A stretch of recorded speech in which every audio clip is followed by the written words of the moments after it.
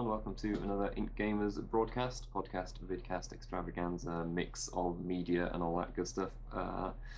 I'm here with the usual suspects, Tim McDonald. Hello, Tim. Hello. And Paul Younger. Hello, Paul. Hello.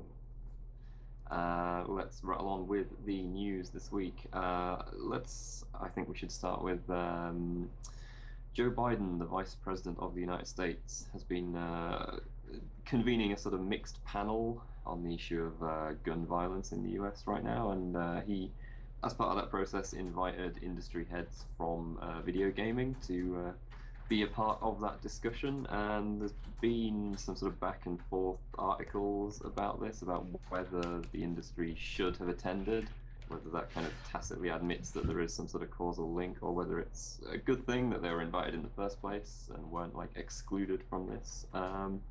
And I thought maybe we could see what our panel thinks, our own panel, not on gun violence, thinks about this. Who has an opinion on this before I give away mine? Tim, you do have an opinion on this. Shut up. I really don't. Come on. Actually, I don't have an opinion on it either. Really, it just kind of seems like one of those things that they have to be seen to be doing. That's an opinion. Well, yeah, but it's not really much of an opinion, is it? But it's just like one of these things. When these things happen, these tragic things happen, it's like, oh, well, what are we going to do? Well, let's react and do it this way. Get everybody in. The outcome will be absolutely nothing. So it's just a complete waste of time for everybody and taxpayers' money. So, yeah, I don't really think much of it at all, really. You have hit on something interesting there, that is nothing is going to happen, which is probably true, I would say, given the current makeup of the Senate and the House in the US. I'd find it very unlikely that anything is going to pass through those bodies at the moment, because very little else is. But anyway, Tim, you were going to chime in. I probably you were. There you were. Actually, you're very so I know we were trying to make it quicker this week, but that doesn't mean don't say anything. on the subject of the gun controversy, was there not? Did the NRA not put out some game yesterday, some iOS game, and it was rated 4+ or something? Yes. So it's fine for you after the NRA going on with all this, after all the hoo-ha, after all this stuff, and then they release a game that is rated for 4-year-olds about shooting things. I assume, not that I'd look at it because I wouldn't support the NRA anyway, because they're all a bunch of idiots. I did not see that news. Interesting though, the NRA did not partake in this set of discussions. They chose to walk away from them. As far as I know, they didn't want to be part of it, which is useful, obviously. Go on. I know you're desperate to say something, Tim. Every time I'm going to reel you into this conversation gradually. Every time I do start to say something, though, you interrupt me, so I'm guessing you don't actually want me to say anything. Tim doesn't want to say anything because in that cupboard behind him is a huge arsenal of rocket launchers and weapons, so he's completely sitting on the fence. You will have to bear arms on the Isle of Man. Yeah, I've got a hunting permit, which is why I've got the RPGs in there and things like that. Anyway, it's for rabbits and things. I can't remember what I was going to say. No, I was going to defend my complete lack of opinion, actually, on the sheer basis that I can see pros and cons for the games industry getting involved in these talks. And I frankly haven't really looked at it enough, though I think Paul's got a point in that this isn't really going to change anything one way or the other. My favourite thing, actually, to come out of this was a quote by the NRA's executive vice president called Wayne LaPierre. And this was apparently during a press conference in which he was bashing the games industry, and his line was, "There exists in this country, sadly, a callous, corrupt and corrupting shadow industry that sells and sows violence against its own people." Presumably missing the hypocrisy and irony in that statement. Yes. I mean, when you see it here on the news and that, honestly, we're just sitting there laughing at it. It's so ridiculous that anyone even takes them seriously, and it's a serious organisation. It's just so funny. They're just, honestly, there's just a screw loose. Tim's quote there just highlighted that absolutely perfectly. It's like there's some part of their brain that hasn't switched on. they have actually got quite a bit of backlash over here, even from their own members, saying like, look, you're supposed to be the organisation that's portraying us as mature, sensible people who can own weapons for either hunting or target shooting or whatever, and you're just kind of making us a joke with stuff like this.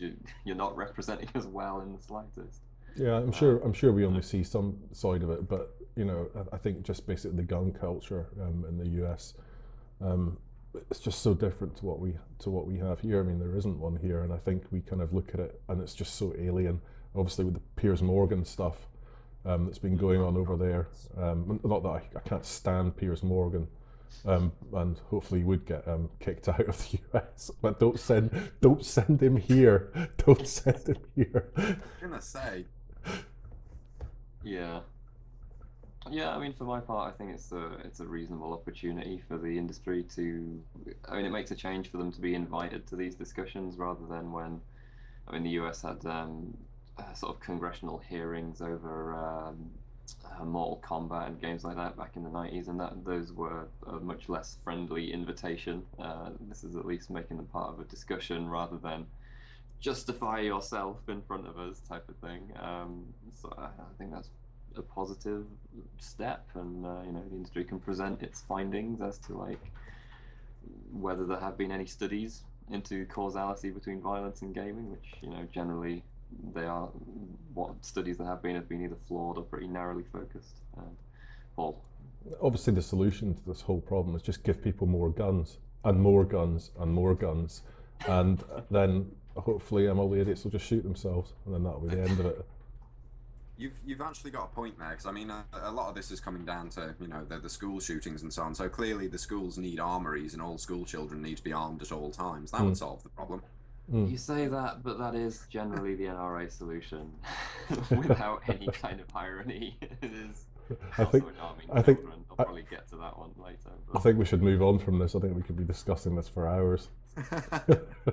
Well, I don't know. I did want to touch on the fact that there is.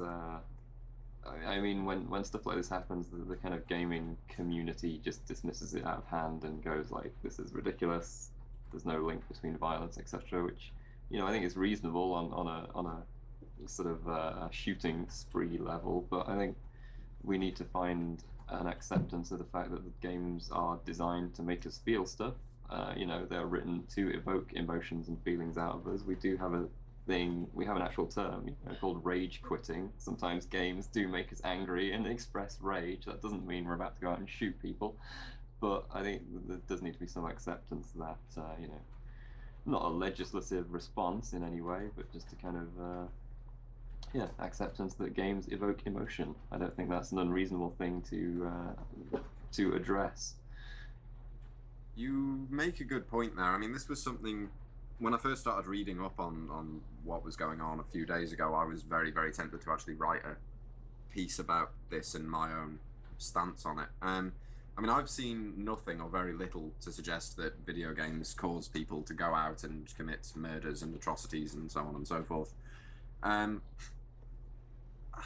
think it's just more that it's a source of entertainment that people can use as escapism. Someone who is spending 18 hours a day doing nothing but playing one game probably has a problem of some sort. It's not a problem that's necessarily caused by the game. It's that playing the game is a symptom of said problem. If there weren't games, it would likely be something else. I mean, they can certainly be warning signs, but I don't think it's fair to say that they're directly responsible. Well, I mean, I'm not a scientist, obviously. I haven't studied this to any great degree. It's not the games. It's not the games that are the problem, though, Tim. It's the fact that everyone can, well, not everyone, but people can get their hands on the weapons in the first place. I don't think. I mean, films have been around for years, long before games. I don't think it's games that are even an issue in this. It's just the culture and the gun culture that is the problem. To some extent, I'd agree insofar as, I mean, I do agree in that I don't think games are the problem. I mean, we see this with almost every innovation in entertainment. It's happened with films, it happened with TV, it happened with comics. Prior to that, it happened with particular kinds of dancers. And if I remember rightly, the radio as well. I've seen you dance, Tim. Would turn me into a gun raging idiot. Really? When did you see me dance? I haven't really, but I'd like to. thought there was some Say, well, YouTube footage of you doing Dance Dance Revolution, Tim, or Just Dance. Am I mistaken about that? don't I'm tell not mistaken people about that. Look it up, YouTube, Tim McDonald, Dance Dance Revolution. I don't know. I think it's under a different name. Unfortunately, I've never seen it myself. Excellent. Sadly. Good. Yeah. Yeah. I mean, this is an issue that is broad and complex and encompasses, violence, guns, mental health provision, all kinds of stuff. I'm pretty glad that they're at least having some kind of political panel kind of looking into this. As you both said, it may very well result in absolutely nothing happening or changing, but hey, at least they're giving it a try. Maybe some things will improve. Two very quick points I want to make before we wrap this up. One is that living in the UK, I am generally in support of not selling adult-rated games to minors, which is the system that we do have over here that is legally enforced, which I don't think it is in most of America. It's not illegal to. It's the same with films. It's a very strange, because it's a weird freedom of speech area. If a kid wants to buy that game, then they can. But well, no, because also I think it's up to the distributor to voluntarily put together their own policy. So, for example, in Walmart, you wouldn't be able to buy an 18-rated game if you're a kid, but somewhere else you might be able to. I think that is the case. Okay, I mean, I was just making the point. I see on a lot of comment threads people complaining about how refusing to sell mature games to children is that's the sign of a fascist police state. Yeah, sure. Which, while over here, on the other hand, it's entirely the norm, and it seems perfectly reasonable, to be honest. But there again, there is a very big difference in culture between the UK and America. I mean, we don't have the same level of gun culture, as Paul said before. It's just not something that happens over here. You've got a few rifle clubs, you've got some shooting ranges, but that's about it. People don't generally own firearms themselves. The other thing I was going to say is that there's not... it's really difficult for us to talk about this as a news thing, if only because I think this is something that's so multi-layered. We could probably spend an entire hour discussing this. We could, but we're not going to. We're instead going to... I'm going to traumatize Paul and ask him... Really? And say that Diablo 3 has finally got a PvP component implemented, if I am correct in saying that, in the latest patch. Paul, yeah, this is tell us of your troubles. Yeah, no, this is the 107 patch, which is going on the public test servers. In fact, probably as of about 30 minutes ago. And this adds what is probably considered the cut-down version of PvP after they decided to remove the team deathmatch, which everybody thoroughly enjoyed at previous BlizzCons, but obviously the development team decided that it wasn't up to the Blizzard standard, and decided to quote, take the thing back to the drawing board. So instead, what they've done is they've put out basically a free-for-all PvP component, which effectively allows you to group up. You have to group up with other players first, talk to an NPC, and then get taken to a PvP zone where you just quite simply kill each other. That's it. I haven't actually been in yet. I will be later on just to see what the changes are, and it is only on the test server, and it will probably be there for a couple of weeks, I should imagine, while they iron stuff out.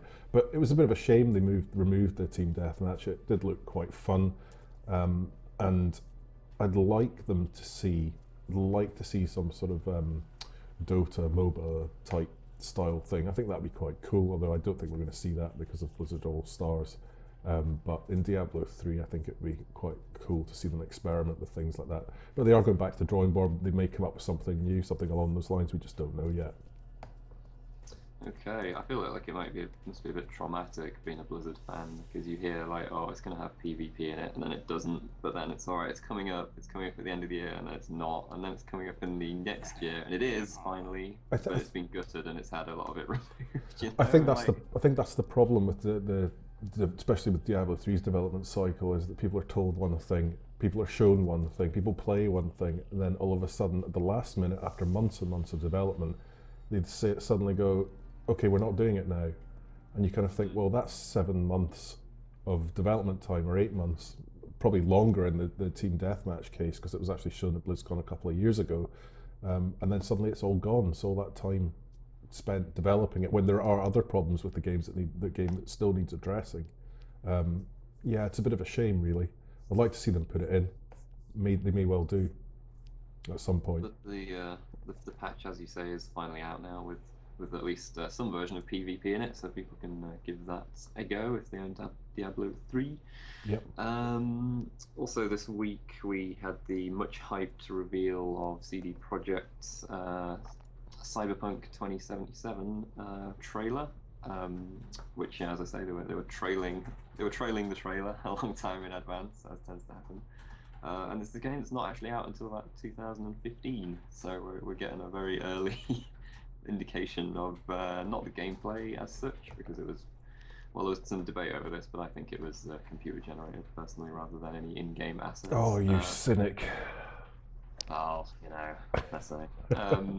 But we were at least given an impression of, I guess, the tone, the cyberpunk tone that they're going for there. Unsurprisingly, for a game named Cyberpunk 2077, based on a pen and paper game in a cyberpunk universe.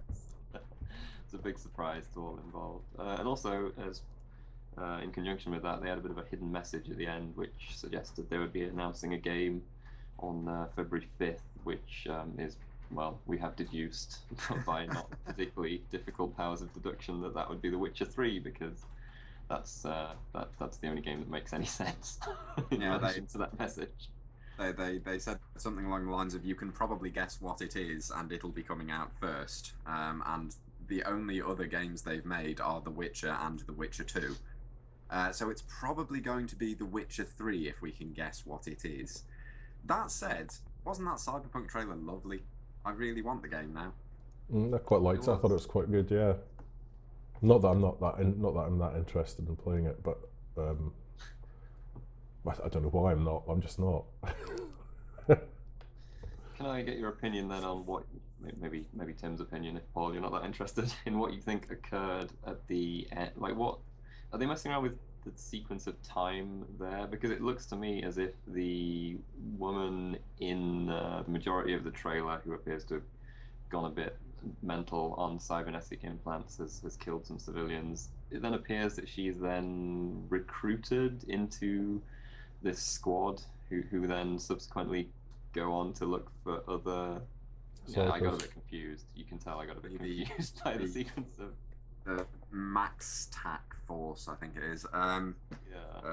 Maximum Force Tactical Division, because or something. She's shown again at the end with a shaven head, which implies that she's now part of the squad, I guess. And most of my cyberpunk knowledge is second-hand, so it's kind of hard to guess. One thing that might make sense, which is something they revealed around the same time, was something called brain dancing, which apparently comes into play in the universe, which is essentially living out other people's memories as entertainment, and you smell and taste and feel and what they do. So it's Total Recall then. Or Strange Days.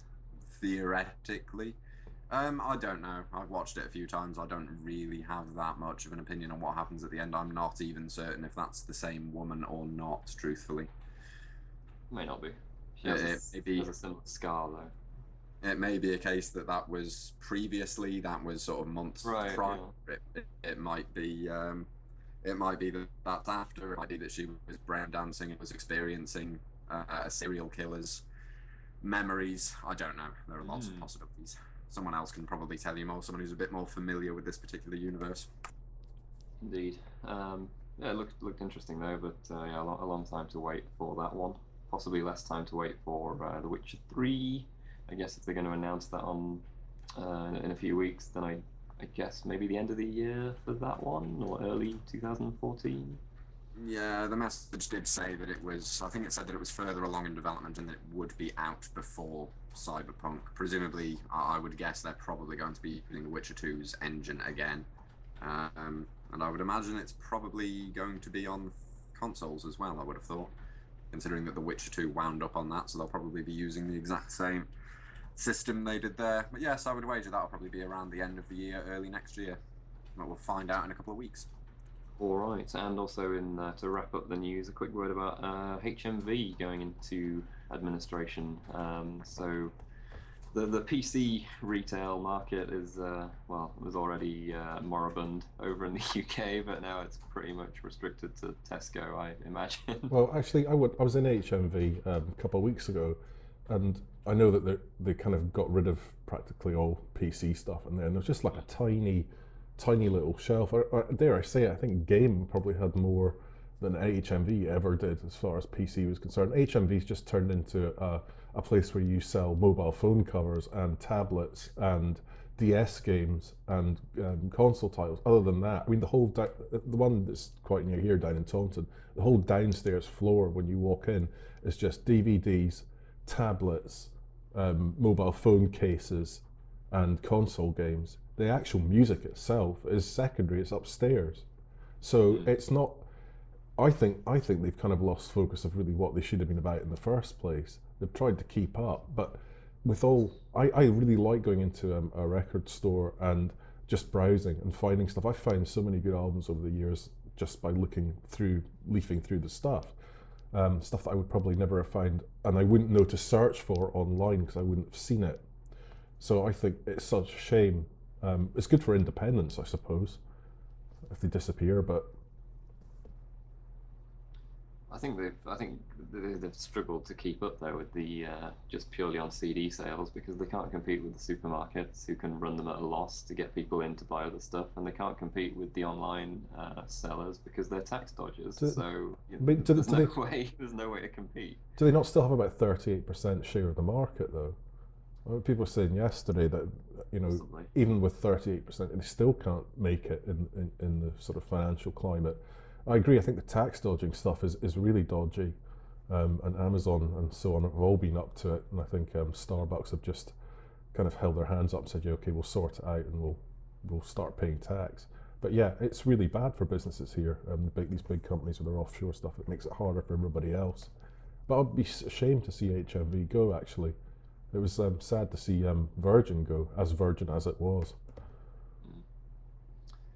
Yeah, well, first HMV and Virgin started devouring the independent stores, and now the internet and supermarkets are devouring them. So it's kind of the. But let's face it, the stuff capitalistic cycle. But the stuff in supermarkets is rubbish. I mean, it's really the selection isn't that great. It's just that the really popular stuff.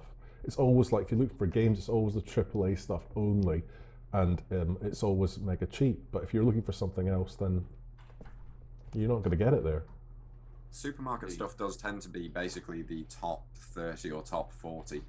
They don't really tend to stock anything else very much. I think it's a genuine shame as well. HMV on the Isle of Man does quite a roaring trade because it's got very little competition.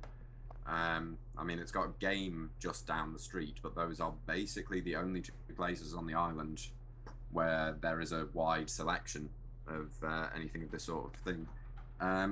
But yeah, I like HMV. I know a lot of people don't, but I always like going into there, just having a browse around, because I've normally got some good deals on, whatever you're looking for. If you're looking for music or DVDs or whatever, there's normally some half-decent sales on. There might be a couple of older DVDs reduced to a ridiculous price. It's a shop that I do quite like. I'm going to be sorry to see it go, although on the Isle of Man, at least, if HMV can't find a buyer and they don't remain open in some form, I suspect someone else will just take over that space and do much the same thing. Yeah, go Tim. That's your chance. Tim could take all his Steam games, his 8,000 of them, and just set up a computer and just sell them on. Don't talk to me about Steam at the moment, considering the joys I'm having with their customer support. Yeah, please do keep us up to date on that, Tim, because it's quite interesting. Well, I'm not going to go into it now, but as this proceeds, I will probably talk about it on one podcast or another in the future. That's if you're not rage quit from trying to deal with them in the first place. I'm going to briefly summarise it so that we don't frustrate all our listeners. Basically, Tim's found that there's some weird additional tax placed on Steam purchases from the Isle of Man that don't apply to the rest of the UK, which is quite intriguing, and is now trapped in customer support hell. Anyway, moving on to some games that probably you wouldn't find in a supermarket anywhere. We've all been playing Warframe. recently, and have also recorded an IncGamers plays of it, which will be up in the near future, probably. Yeah, I think, no, sorry, it's a little bit delayed, but it will be going probably up after this, actually, and this will go up slightly after, so. It'll probably be there by the time you're hearing these words and seeing my mouth moving and speaking them. It's a free-to-play third-person cooperative shooter from Digital Extremes, who made The Darkness 2 and are currently working on the upcoming Star Trek game to be published by Namco Bandai, I think. And I think we've all been getting a bit of a kick out of it, actually. It's been pretty good, wouldn't you say? It is Mass Effect 3's co-op multiplayer meets Vanquish meets, I think, an action RPG, with the emphasis on loot and leveling and so on and so forth. But yeah, it's a third-person shooter in which you have an objective on each mission, which generally requires you to go through an enemy-controlled spaceship, and you run through shooting things and slashing at them because you're some sort of manic space ninja. No, Tim, let's face it, Tim. The only reason you like it is because you can slide. This is true. It is all about the sliding.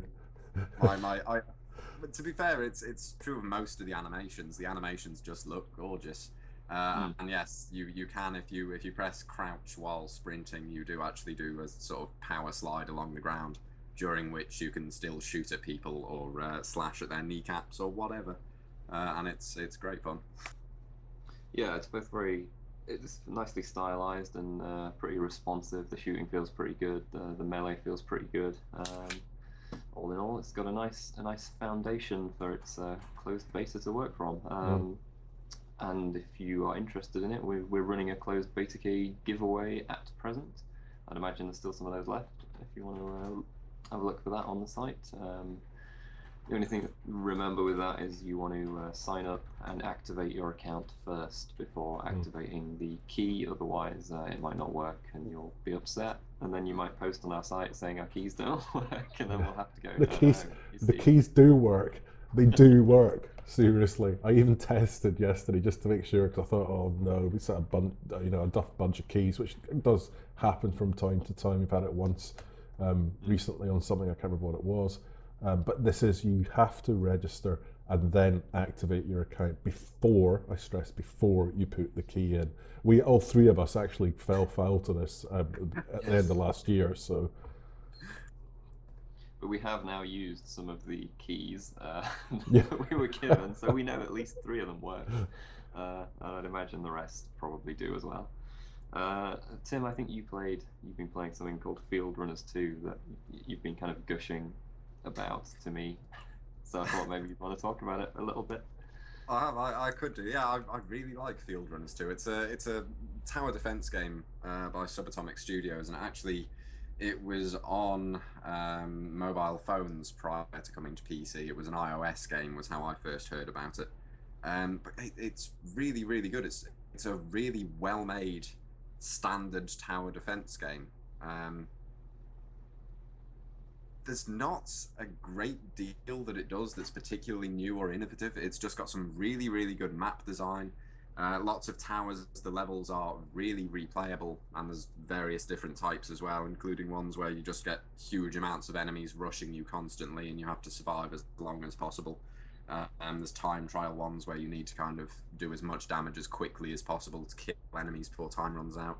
There's a lot of game modes that change the way the maps work, and the maps themselves are really, really well designed. I've been playing it on and off for the past week or so, I think, since it came out on PC, and it's really, really good. It's up there with Plants vs Zombies and Defense Grid for me in terms of PC tower defense quality.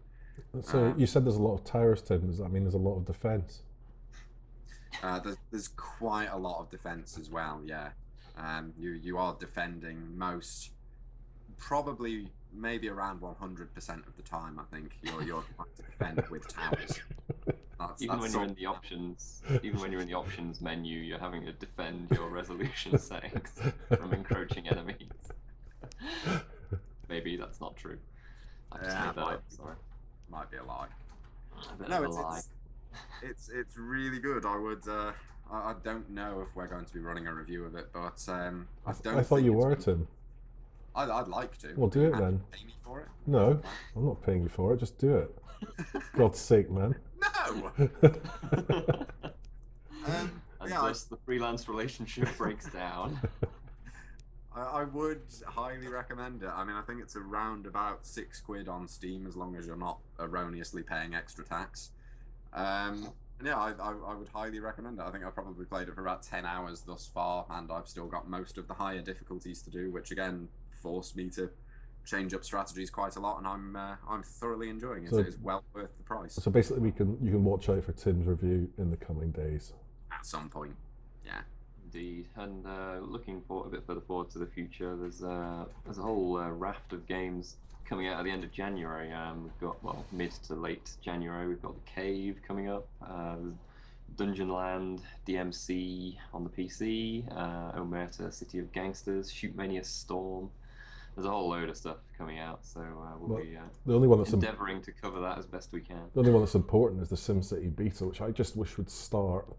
Because it's driving me nuts. It was supposed to be December, nearly halfway through January, and there's still nothing. Come on, EA.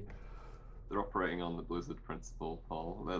They'll release it eventually, but it'll have half the features missing. And they'll go, Yeah, "You you're should be just- happy about it." All you'll be able to do is just like build roads in grids, and that'll be it. All features removed. Sim, electrical network, and transportation, but nothing else. Yes, so all of that to look forward to in the coming weeks on IncGamers. Until next week. Oh, hang on a minute. I'm just going to plug No, something. not quick. until. Not until next week. I always do this to you every week. Look, Tim's It's all right, I should disgusted. be used to it. Just to say, there's an interview going up probably Thursday with the Phoenix Projekt, which is the Plan Z group that are recreating City of Heroes. Well, they're not recreating it, but they're creating a new superhero-based game, and it's a community-driven project that's going to use CryEngine 3. It sounds quite interesting, actually, and they took quite a good bit of time to talk to us, so watch out for that. Hopefully on Thursday it will be up. Surprised to hear something that has the name Plan Z not involving zombies. That's Don't- quite Yeah, a turn up there. Don't even go there, Peter, because you'll be reviewing that shortly, and you'll be head and hands. Oh, man. Don't make me play the War Z again, Paul, please. But everyone wants to know how great a game it is. I can direct you to the Metacritic score. It gives a pretty good indication about how good it is. Yeah, maybe we'll do a War Z review also. Maybe. Yeah, I suppose I probably should. Okay, yeah, so look forward to that, he says. Is that it now? Is there more things that you're going to spring on me, or am I going to... No, that's it. Okay, so now, until next week, we'll see you again for more podcasty goodness every Wednesday, as always. Till then, see you later. Goodbye. Bye.